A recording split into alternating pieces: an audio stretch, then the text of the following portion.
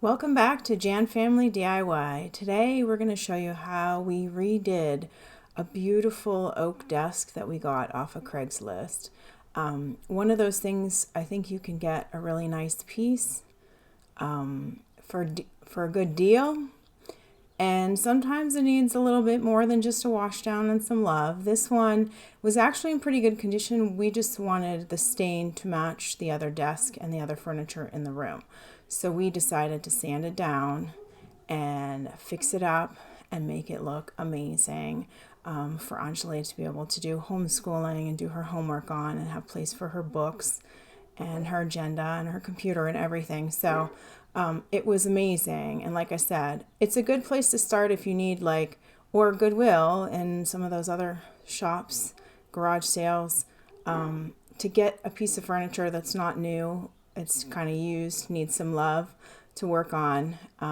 We used a regular stain on this, but we've been doing some gel stain work on our railings, and I think I'm in love now with gel stains. So I don't know if I'm going to go back to regular stain, but we did use a regular stain on this. So let me quick walk you through the 4 major steps that we did doing this wonderful desk. First, wipe it down, get all the dirt and grime off of it, and then you want to hit it with some 60 grit sandpaper first. All the surfaces that you're going to stain, and then between sandings, you're going to want to wipe it down really good, get as much of the dust and grime. We kind of blew it off with an air blower and then wiped it down with some tack rags to make sure we got all the dust off. And then again, hit it with a 360 to make it nice and smooth and soft before you do anything else. And once you've wiped it down, if you use a wet rag instead of a tack rag, just make sure it's completely dry before you start the next step of putting the wood conditioner on. And we have found doing these testing with the stains, we're kind of doing a test with stains. It's something we're working on to see which one works the best, and do you need wood conditioner? Do you not need wood conditioner? We found with oak you don't really need wood conditioner, but test the wood beforehand in a small area or another piece if you have one, and see if you need it. Some wood like pine absolutely needs wood conditioner. But the oak doesn't seem to need it as much. So, and then just make sure you read the directions, like leave it on. Ours said 15 to 20 minutes. We left it a little bit longer just to make sure it was completely soaked and dried in because the weather outside was a little bit chilly. So then you can go ahead and use the wood conditioner on your wood if you think you need it before you go ahead. But make sure it's dry. Like if you don't have to quick and put it to its spot, take the time to make sure stuff is completely dry before you go on to the next step. So the stain, whichever stain you choose, definitely read the directions, but we just used a sock glove first, then a sock on your hand, because we find it stains everything. Wear clothes you don't care about. Put plastics down too, and make sure you're rubbing with the grain.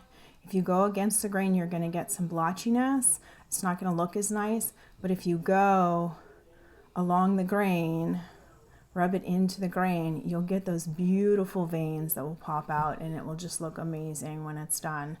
And like I said, let it dry. So once you're done with the stain, make sure it's completely dry. Dry to touch doesn't always mean you can put the next coat on.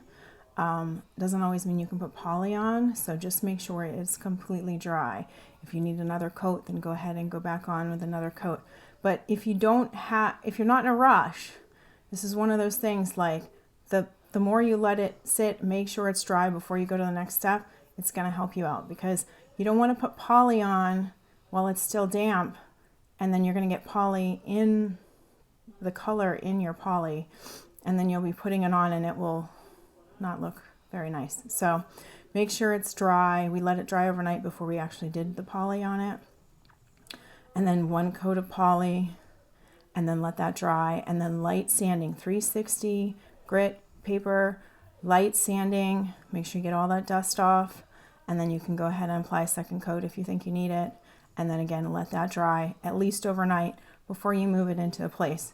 We've tried to move stuff before it was completely ready, You know, you think dry to touch, like you can just up and move it. And then you get stain on your rug, and you don't really want that to happen. So just a few tips.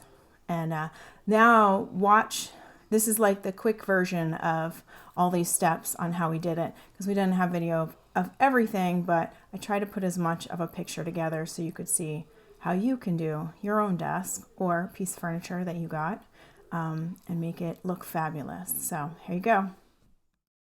So here is the desk we bought off Craigslist. This is how it came, and we started sanding it after we cleaned it. Cleaned it first, then sanded with 60 grit sandpaper, and so that's what it looks like. And it took us a while to get all the pieces, the front, the sides, inside the shelves.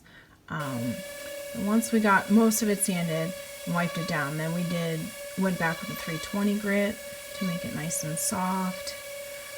Anjali actually helped with her desk, learning sanding and some staining. So it did take us a while. There was a lot of surface. The back of the desk part we had to sand as well.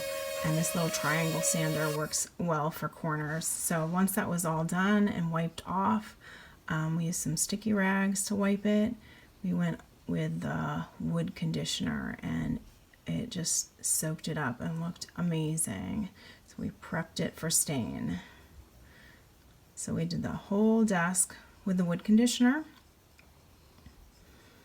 and let that dry, and it just came out. So even with this, just looked so amazing, the wood grains. But now, once that was dry, we started applying this beautiful stain to match the other furniture in our office where Anjali would be doing her work, and just a sock and rubbed it in, and look how beautiful that came out. Like the wood grain just looks amazing. We were so happy when it was all finished. Just so beautiful.